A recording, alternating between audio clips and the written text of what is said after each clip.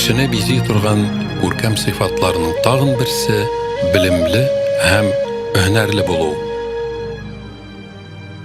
Эй улым, шуны бил. Яхшы һөнәрең, усталыгың, билимең белән горурлану нәселең белән мактануга караганда артыграк.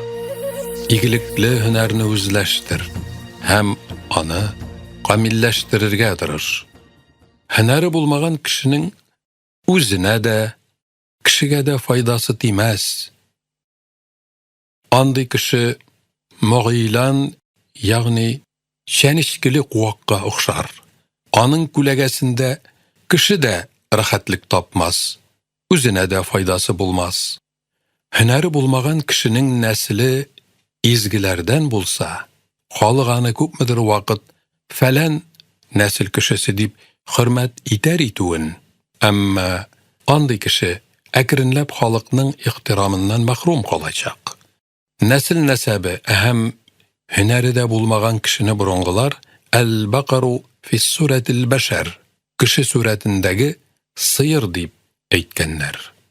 Эй улым, чыгышың асылың затлы зыялы нәселдән булса да, һөнәрең, осталыгың белән шөһрәт казан.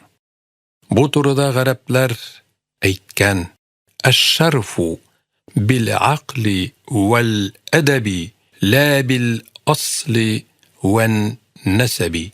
Кешенең бөеклеге аның акылына һәм әхлагына карап билгеләнә, чыгышына, нәсел-нәсәбенә карап түгел. Атаң анаң биргән исем, шөһрәт белән горурланма. Үз һөнәрең һәм ирешкән эшләрең белән горурлансаң да ярый. Чөнки ата-анаң сиңа бары бер генә исем куша. Ягъни Әхмәд, яки Мәхмүд, яисә Габдулла һәм Габдрахман һәм башка исемнәрен. Әмма сиңа үзең үзләштергән һөнәрең, тырышлыгың белән шөһрәт табарга тырышырга кирәк. Яман исем белән даның чыкмасын. Әгәр кеше яхшы нәселдән булып та, аның ни билеме, ни һөнәре булмаса, андый бәндә белән гәп кыруның мәгънәсе юк. Яхшы нәселдән булган һәм һөнәрле кешене очрата калсаң, аның белән аралашырга омтыл. Андый кеше белән дуслашырга тырыш. Мондый кеше белән дустана мөнәсәбәттә булсаң, үзеңә файдасы күп булыр. Шунысын да бил, улым, нәселсез, һөнәрсез, надан һәм ялкау кешене ил күзендә буш бәндә дип атыйлар. Андый җан иясеннән ерак булганың хәерле. Эй улым, һөнәрләрнең иң күркәме сүз һөнәредер.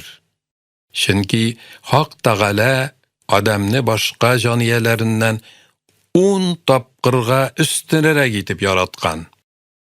Бу өстенлекләрнең 5-се адамның эчендә яшеренгәннәр, ә калган 5-се тыштан ук күренеп тора. Булар уйлый белү, хәтер, хыяллана белү, айыра һәм сөйләшә белү, ишетү, күрү, кул белән тотып, танып белү, ис тою, тел белән татып тоя белү. Бу сыйфатларның кайберләре хайваннарда да бар, ләкин кешедә булган кадәр дәрәҗәдә түгел. Шуңа күрә кеше барлык хайваннар өстеннән хакимлек итә алучы патша ул. Санап чыккан бу 10 көчнең иң хикмәтлесе тел осталыгы һәм күркәм сүзлелек. Шуны аңла һәм матур сөйләшергә өйрән. Һәр вакыт йөзең мөлаем, сөйләгән сүзләрең мәгънәле булсын. Сүзеңне урынсызга сөйләмә. Кирәксез, урынсыз урында сөйләгән сүз яхшы булса да яман итеп кабул ителер. Файдасыз сүзне дә сөйләмә, чөнки андый сүз үзеңә зыян гына китерер.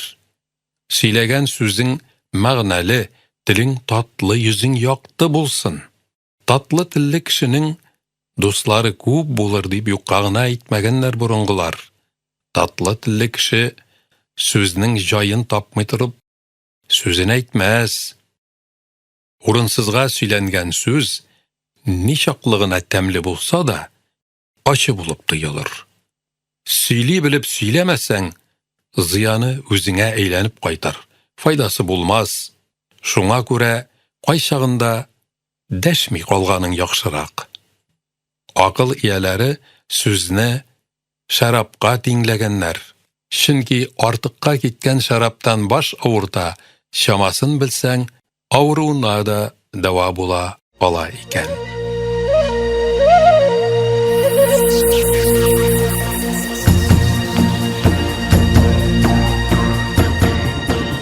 Сорамаган нәрсәне сөйләргә кирәкми. Мәгънәсез, файдасыз сүзне сөйләүдән саклан. Колагыңа кергән, ишеткән һәр сүзне сөйләргә ашкынма. Синнән киңәш сорамаган кешегә киңәшеңне дә бирмә. Сүзләреңә колак салырга теләмәгән кешегә бер генә сүзеңне дә әрәм итмә. Әгәр берәүгә киңәш бирсәң, халык арасында әйтмә. Чөнки бу хәл кешенең башына гайбе белән суккан кебек кабул ителер. Шуңа күрә насихатыңны аулак урында бирү яхшырак булыр. Явыз хылыклы кире биткән, юлдан язган кешене төзәтү максаты белән янына барма. Мондый бәндәне үгет насихат белән генә дөрес юлга кертеп булмас. Кәкре үсеп картайган агачны турайтып булмый. Аны кисеп алырга һәм балта белән юынырга кирәк була. Тузлы, уңдырышсыз туфракка орлык чәчмә. Шытым бирмәс. Хезмәтең генә бушка китәр. Ягъни, яхшылыкның кадерен белмәгән кешегә игелек эшләү тузлы туфракка орлык чәчүгә бәрабәр булыр. Әмма яхшылыкка лаек булган кешегә игелегеңне кызганма. Һәм ул кешегә дә игелекле эшләрне эшләргә өйрәт.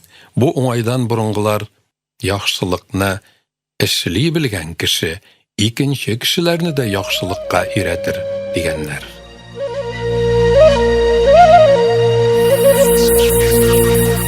Әй улым, кылган игелекле эшләреңне ник дип әле мин моны тегене эшләдем дип кызганып йөрмә. Югыйсә моның җәзасын бу дөньяда ук татырсың. Әгәр син берәүгә яхшылык эшләсәң, һәм ул кеше шатлык кичерсә, синең күңелең тагын да күбрәк сөенер. Усаллык белән дә шулай ук. Әгәр син кемгә дә булса берәр усаллык эшләсәң, һәм ул кеше борчуы кичерсә, син үзең тагын да артыграк борчылырсың. Әгәр кемгә дә булса яманлык эшләсәң, үзеңә явызлык булып кайтыр. Димәк, яхшылык та, начарлык та җавапсыз калмый булып чыга. Әй улым, шикле урынга утырма. Ярамас юлда йөргән кешегә юлдаш та булма. Ул сине явызлыкка өйрәтмәсен. Андый кешеләрдән ерак бул. Гафил булма. Явыз, бозык табигатьле кешенең яманлыгы бер тимәсә, бер тияр. Яхшы табигатьле булсаң, шул сыйфатыңны бер кайчан да үзгәртмә. Әгәр үзгәртсәң, ил, халык арасында кадерең югалыр. Үзеңнең кайгыңа сөенмәсеннәр дисәң, кешенең кайгысына сөенмә. Гәрчә ул дошманың булса да. Яхшылык эшләргә кулыңнан килмәсә, усаллык эшләүдән саклан. Халыкны игелекле эшләргә өндә. Әгәр бер кеше икенче берәүне игелекле булырга өндәсә, ул игелекне үзе эшләгән кебек булыр. Кешегә хыянәт итүдән саклан. Әйткәнемчә, игелекнең дә, хыянәтнең дә җәзасы дөньяда вакытта үзеңә кайтыр. Кешеңнән килгән кадәрле игелек эшләргә умтыл, үзеңә дә рәхәт булыр. Хикаят. Багдад шәһәрендә Мутаваккил хәлифәдә Fatih isimli yaş gına bir kişi hizmet etken. Ol bek ko'p hünerlerini özleştirgen. Altın kollu, buldıklı kişilerden sanalgan. Bilmegen hünerlerini öğrenirge tırışkan. Bu hizmetçi özünün tırışlığı, yaxşı muamelesi bilen halifege bek uşuy. Hem ulanı olundan da artığırak göre başlay. Bir zaman Fatih'ta yüzerge irenu derdi tudu. Halife onun tilegine karşı kilmedi. Fatih kıymetçilerden bir neçe gün içinde yüzerge öğrendi. Lakin sabıylığı bilen mi? Günügülerini tiyişince özleştirip bitirirge sabırlığı jitmedi.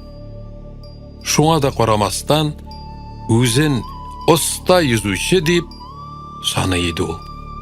Şolay bir günni Fatih yalgızlığına su boyuna kildi, şişinip suğa kirip gitti. Sunun kışlırek akkan orununa doğru kilip mi, elle indi, kureçegi buldu mu, su ağımı anı içke alıp kirip gitti. Fatih nişaklığına yarga çıkarga tırışsa da buldıra olmadı. Su ağımı anı şehirden yırakka ağızıp alıp gitti. Sunun ağımı bek güçlüydü. Fatih salkın suda yüze bek aradı hem nihayet su ortasındağı oturavsıman kichkinagina quruliqqa çığa aldı. Yarda yırak tugilin. Lakin ol kişi yürü turgan orunda tugiliydi. Şolay aptırap turganda Fatih Dicle yılgasının kırıyında dolqın yasagan bir şıqırını görüp aldı hem azaplana turgaç şol şıqırga kirip oturdu. Bir kadar yol itkenden soň ol özüne "Manın ne bulasın bilmeyim, amma canımni saqlab qala aldım" dep şükür etdi. 7 gün davamında Fatih şol şıqır içinde oturdu. Yuğalgan gününde o kıymetçiler onu izlep qaradılar. Lakin su boyundağı kiyimlerin көргәч, suğa batıp ölgen bulsa gerek degan natija yasadılar. Mutavakkil halifege qaytıp, suğa ağıp gitken, yarga çığa algan mı yok mu ekenligin bilmeybiz, dediler. Bu haberini işitkenden soň halife taxtinden sikirip oturdu hem bek ko'p göz yaşlarin tökdü. Sondan ol kıymetçilerini çakırıp, kimde kim Fatih'nin meyitin tabıp qaytsa, şol kişi 1000 altın akça alacak deyip buyurdu. Kıymetçiler su boylarından izlerge kiriştiler. Şol vakit kıymetçilerinin birisi Fatih oturgan şıqırını gördü. Onun isen ekenligin bildi. Kıymeçi bu turuda birevge de eytmedi hem kıymesin geri burup halife yanına qaytdı. Anırga bulay dedi. Ya müminlerinin emiri, Fatih'nin meyitin tabıp getirgen kişiге 1000 altın vağda ettin. Ana isen emin halde tabıp qaytuşıga köpme altın birer idin. Halife aytdı. Fatih'ni isen emin geliş tabıp getiruşi 5000 altın alacak. Kıymetçi barıp Fatih'ni alıp qaytdı. Halife de özünün vağdasını ötedi. 5000 altınını kıymetçiге birdi. Hem vazirlerine aytdı. Hazineni açığız. Yartısını yarlılarga sadaka etip ileşigiz. Hem birige rizıklar getirigiz. Çünkü Fatih'nin 7 gün aşağanı yok. Fatih, ya Müslümanlarının patşası min aç tugilmin. Allah'a şükür, qarınım toq dedi. Halife aytdı. Ya Fatih, senin Dicle'den su içip qarının toqmalla. Fatih cevap verdi. 7 gün davamında her gün bir saat içinde 20 икмәк агып килә иде. Ләкин мин аларның икесен генә ашый идем. Минем исән калуымның сәбәбе әнә шул ризыкта. Һәр икмәкнең өстендә Мөхәммәд бин Хәсән әл-Әскәр дип язылган иде. Мутаваккил хәлифә бу кеше кем булса да минем яныма килсен дип фәрман бирде. Күп вакыт үтмәде, бер кеше килеп, мин башмакчы Мөхәммәд бин Хәсән диде. Хәлифә әйтте. Моны нәрсә белән исбатлый аласың? Башмакчы әйтте. Дәлилем шул, һәр икмәкнең өстендә минем исемем язылган. Хәлифә әйтте, дәлилең дөрес.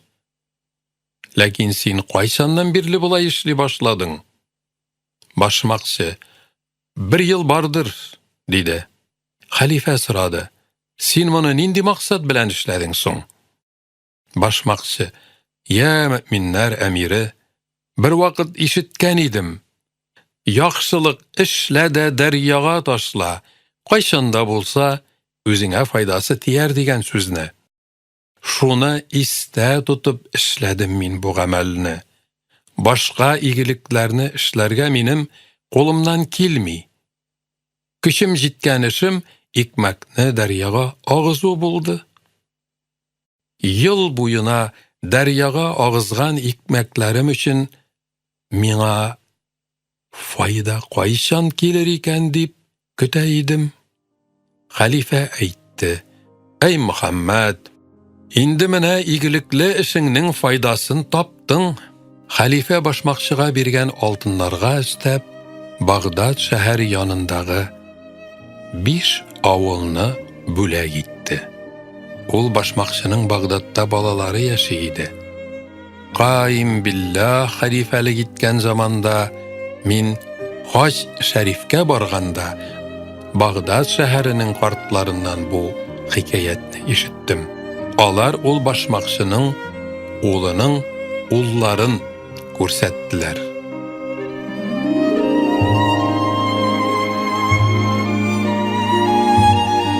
Эй улым, булдыра алган кадәр игелек эшләргә тырыш. Игелекле эшләрдән күпме генә михнәт чиксәң дә зыян булмас, ахыры рәхәт булыр. Яхшылык эшләүдән туктама, максатыңа ирешерсең. Күпме генә игелек эшләсәм дә файдасын күргәнем юк әле дип әйтмә. Игелек җирдә ятмый дигәннәр борынгылар. Халык алдында изге гамәлләрең белән дан казан. Халык күзенә бер тапкыр яхшы күренеп, соңыннан яман сыйфатта күренмә. Ягъни, будай күрсәтеп, арпа сатма. Халык алдында яхшы булып кыланып, авылакта ярамаган эшләр эшләмә. Мондый сыйфат мунафикларга, икейүзлек кешеләргә генә хас. Нинди генә эшне башкарсаң да, гаделлек белән башкарырга тырыш, залимлек белән түгел. Һич онытма, гаделлегең дә, залимлегең дә үзеңә кайтыр. Эй улым, кешенең ике халәте була. Бире шатлыкта, бире кайгыда. Бу халәтләреңне үзеңне дус күргән, синең белән шатлана һәм кайгыра белгән кешегә генә белдер. Ләкин шатлыгыңны да, хәсрәтеңне дә башкаларга белдермәвең хәерлерәк. Акыл ияләре ахыры кайгы белән тамамланган шатлыкны шатлык димәгәннәр. Һәм ахыры шатлык белән тамамланган кайгыны да кайгы димәгәннәр. Өметсезлеккә бирелмә.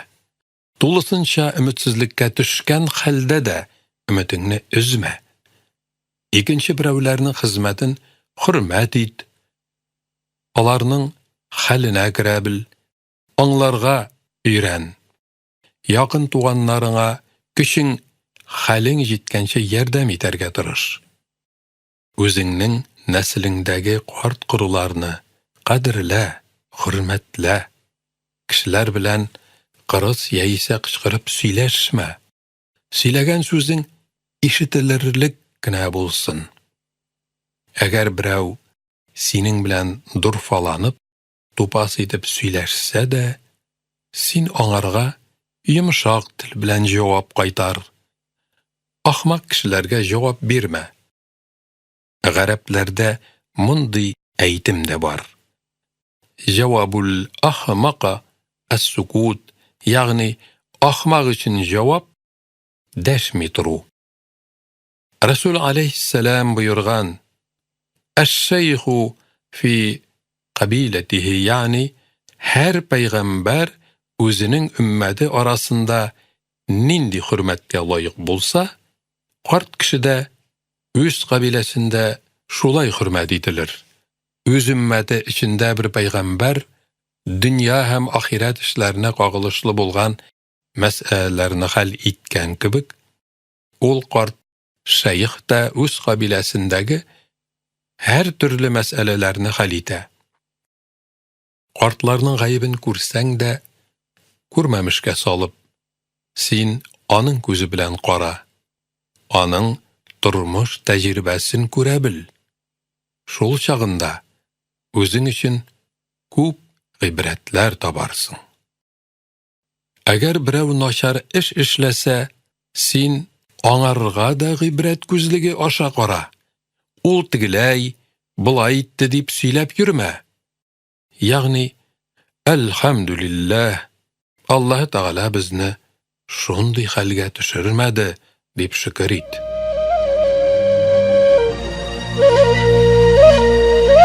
Ey oğlum, əgər sen tanımağan, bilməgən kişi bilən dostlaşa qalsan, tez arada onlardan ayrılı uyağın qara, emin bulursun.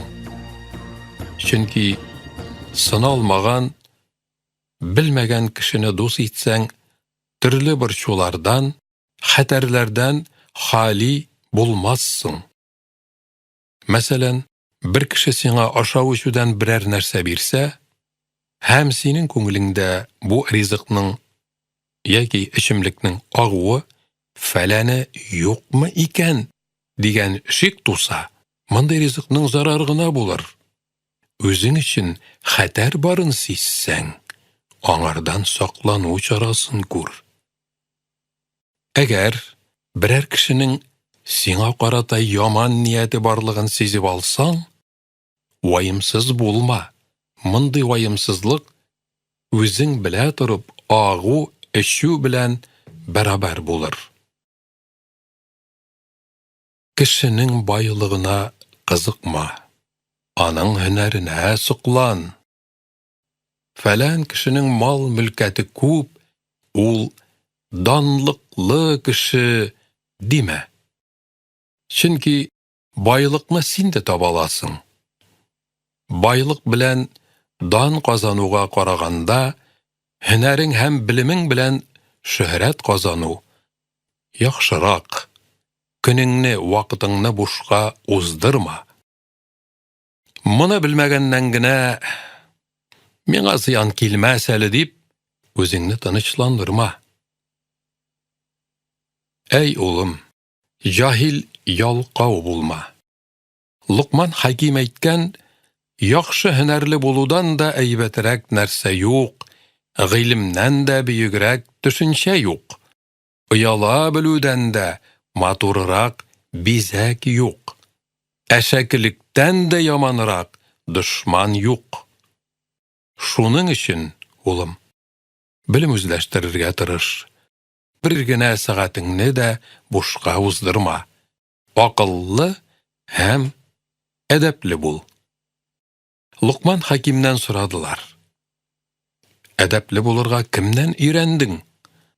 Ol, ədəpsizlərdən öyrəndim, deyib cavab verdi. Demək, cahil, nadan kişidən də ibrət alırğa bula ikən. Çünki onun gözünə yüzünə qarab, nərsəni işlərgə yaramağanlıqını bilirgə mümkün. İskəndər Patşa aytgan, barlıq dostlarımның da yaxşılıqların tuyub сизіп яшим. Әмма дошманнарымнан күбрәк мәнфәгать табам. Чөнки дусларым минем начар якларымны үземә әйтмиләр. Дуслык хакына яшерәләр. Һәм мин үземнең гаепләремне белмичә калам. Дошманнарым исә җитешсезлекләремне йөземә бәреп әйтәләр. Һәм мин ул гадәтләремнән арынырга тырышам. Әй улым, хәлеңнән килгән чагыңда яхшылык эшләп калырга тырыш. Телең белән бер нәрсәне сөйләп, күңелең белән икенчене уйлама. Юкка барга көенеп яки сөенеп йөрмә. Бу сабыйларга гына хас сыйфат. Кешеләрнең эшләгән эшен күрә һәм аларның файдалы яисә зарарлы якларын айыра бел. Үзең белмәгән һөнәрләрне өйрәнергә омтыл. Һөнәр үзләштерергә вакытым юк, әле булай, әле тегеләй дип сәбәп эзләмә. Һөнәр өйрәнү өчен махсус вакыт билгеләнмәгән. Шуңа күрә вакытың бармы, юкмы, һөнәр үзләштер. Белем үзләштерү өчен күп тырышлык куярга кирәк. Белем үзләштерү өчен күп тырышлык куярга кирәк. Ялкаулык, эшсезлек җаныңны һәм тәнеңне дә авыруга сабыштыра. Тырышлык белән бәдәнеңне үзеңә буйсындыра алмассаң, сау сәламәт булырмын һәм дәрәҗәләргә ирешермен димә. Бәдәнең тик торырга күнексә, ул сиңа буйсынмас. Үз бәдәнен үзенә буйсындыра, ялкаулыгын җиңә алган кеше гыйлем, мәгърифәтне дә үзләштерер һәм бәхет сәгадәткә дә ирешер. Белемлелек, мәгърифәтлелекнең нигезен әдәплелек, тыйнаклык, оятны белү кебек күркәм сыйфатлар тәшкил итәргә тиешле. Үз эшеңә зыян китерерлек дәрәҗәдә оялчан булу да ярамый. Бозык эшләрдән, саран, ялганчы булудан оял. Дөрес сүздән, мәгънәле эштән оялма. Шундый кешеләр дә була. Алар үзләренең оялчанлыклары аркасында максатларына ирешә алмыйлар. Артык оялчанлык ризыксыз калдырыр дигән хадис тә бар. Әл-хайя юмни'у ризка. Тыйнаклык матур сыйфатларның берседер. Тыйнак кешенең иманы да нык булыр. Тыйнаксыз кешенең исә иманы да камил булмас. Иманы камил булган кеше үзенең эшләрен изге ният белән башкарыр. Тыйнаклык, ялчанлык, иманлылык билгесе булган кебек. Ярлылык та шулар аркасында була. Шуңа күрә кайда тыйнак, ялчан булу тиешлеген белергә кирәк. Әй улым, җаһил надан кеше белән гәп корма. Югыйсә, ул үзенең наданлыгын аңламас, гаять күп белә дип хис итәр. Надан җаһил бәндәне кеше дип, игелекле эш кыла белмәгән галимне гыйлем иясе дип санама. Үзләренең яхшы эшләренә күрә ат казанган кешеләр белән аралаш. Андыйлар белән аралашсаң, яхшы ат казанырсың. Җаһилләр түбәнгә тәгәрәгән бәндәләр белән аралашсаң, яман атың чыгар. Әгәр сүм исемле үсемлек майына хош исле гөл чәчкәләрен салсаң, аны сүм майы димәсләр, хош исле гөлдән ясалган май диярләр. Хәзрәти Расулуллаһ әйткән, кемдә кем бер кабилә белән 40 көн буена сөхбәт курса, ул үзе дә шул кабилә кешеләреннән булыр. Әй улым, гыйлем ияләренең үзеңне мактаганнарын ишетеп канагатьлек кичерсәң дә, наданнарның мактавыннан качарга кирәк. Hikayet. Bir günni Aflatun Hakim yalgızlığına uylanıp otura idi.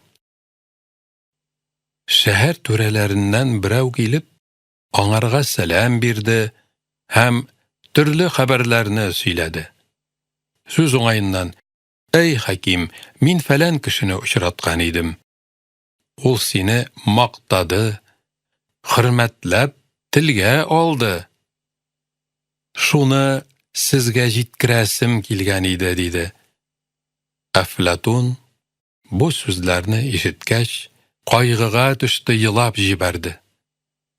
Әлігі төре аптырашта қалып Aflatundan sıradı: "Ya Hakim, min sizni rəncittimmi әллә? Көңілгізге ұқшамаған сөзні әйткен болсам, кешірә көрігіз, неге бұлай қайғырасыз?"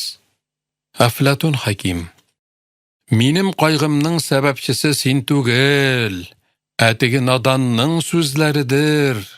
Мені шыр надан мақтап сөйләгән икән. Demek min anın көңіліне ятышлы ішне ішлеген буламын. Hem indi özümde şul nadanlar hesabından bulam түгілмісің? Şuna göre kaygırmay halim yok" dep cevap berdi.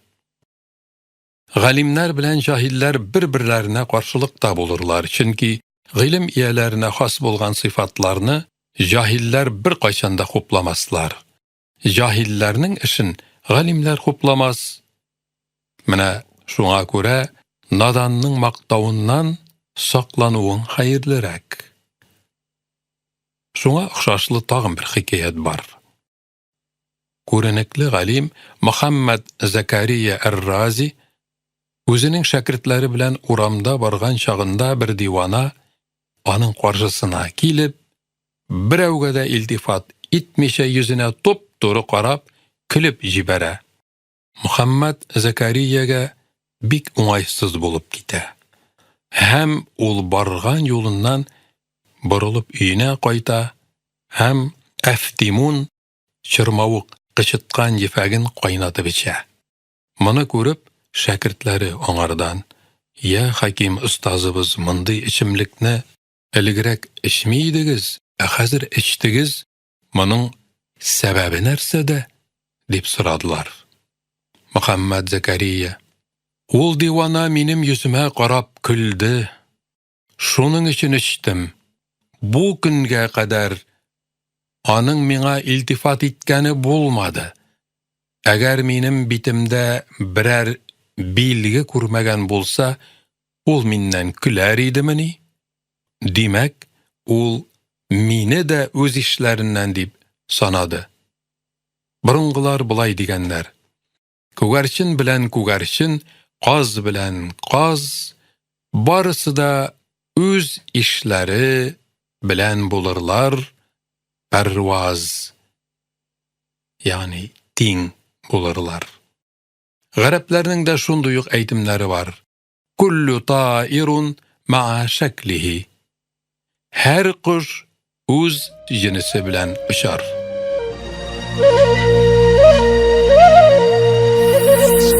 Ey oğlum, iyilik işlegenlerinin kadirin bil. Sinden iyilik ümit etüçilerinin ümitlerin üzme.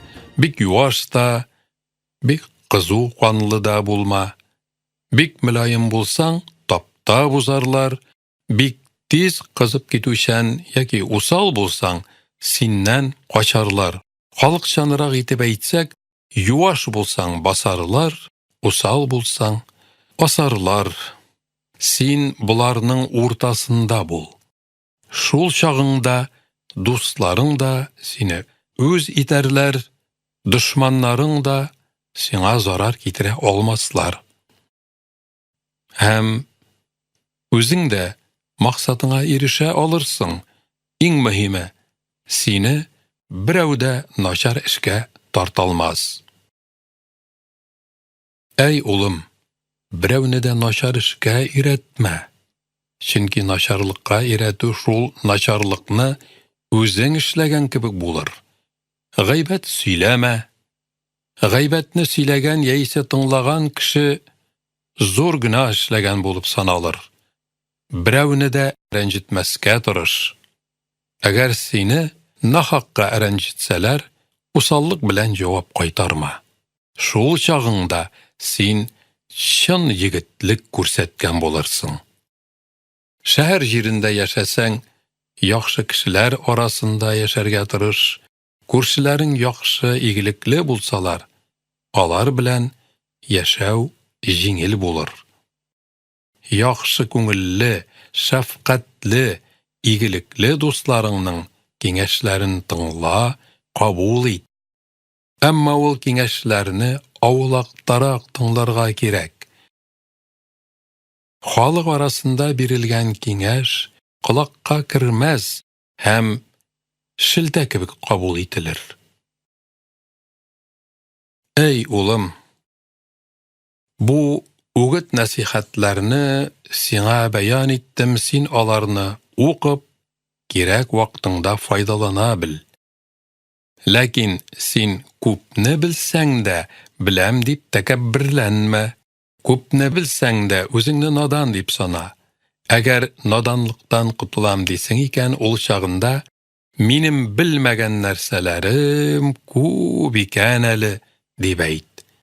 Чын галим яисә күп һөнәрләрне белгән кешегә белмим дип әйтүдән дә зуррак һөнәр булмас.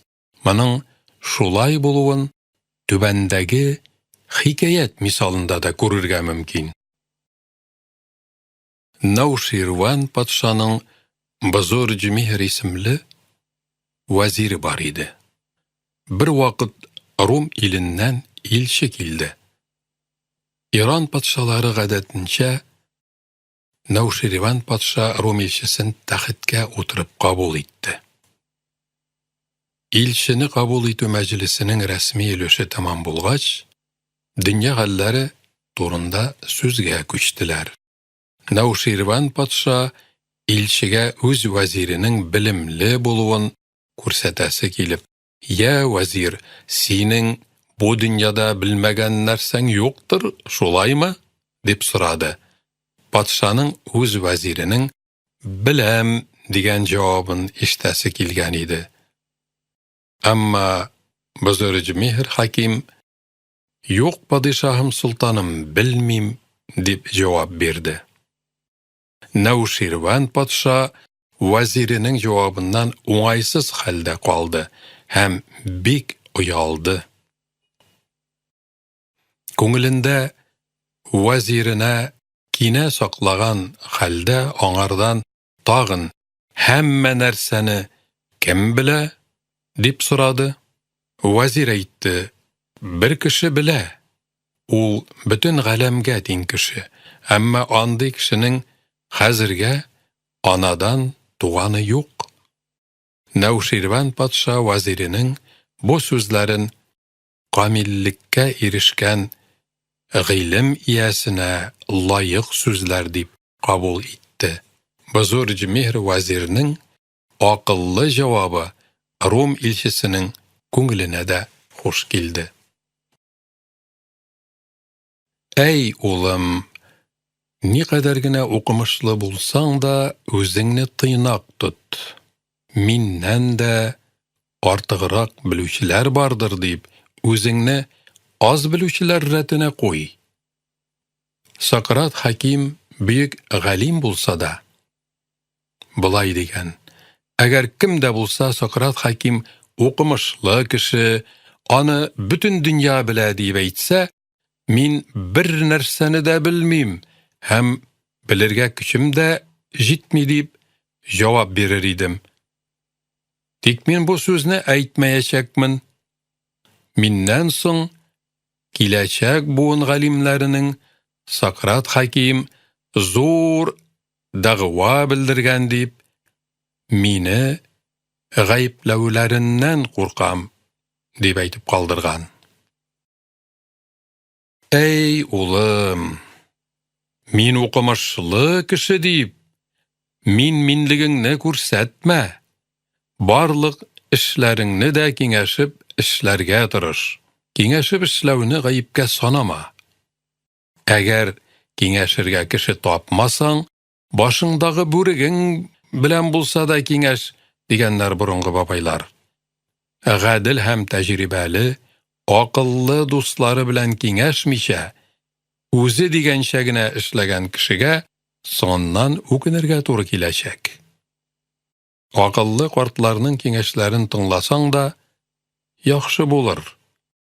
Хәзрәте Рәсул пәйгамбәр булса да, Аллаһы Тәгалә аңарга да киңәш дип боерды.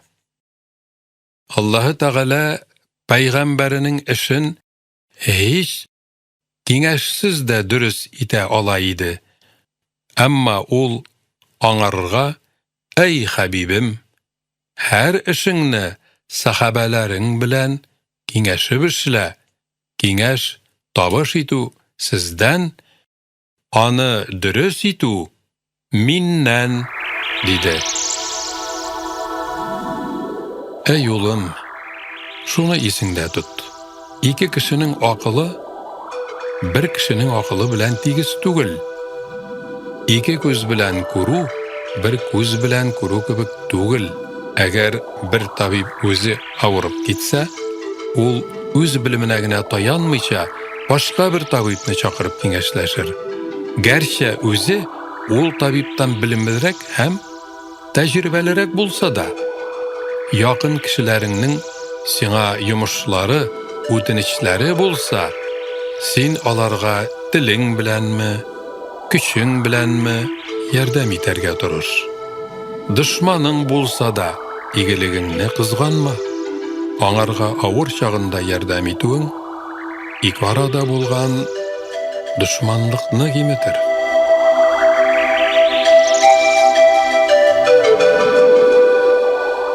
Әй улым, әгәр галим, зыялы кешеләр синең хәл-әхвалыңны белергә дип килсәләр, аларга хөрмәт күрсәт, шәфкатьле бул. Шундый булсаң, үзеңне якын иткән кешеләрең сине күрергә ашкынып торырлар. Алар өчен һәр вакыт мөхтәрәм кеше булырсың. Яхшы кешеләр белән мәҗлестәш булсаң, үзең дә алар рәтеннән саналырсың. Андый мәҗлесләрдән качма. Зубани, саран, бузык табигатьле кешеләрнең хәлен белергә дип берәү дә килмәс.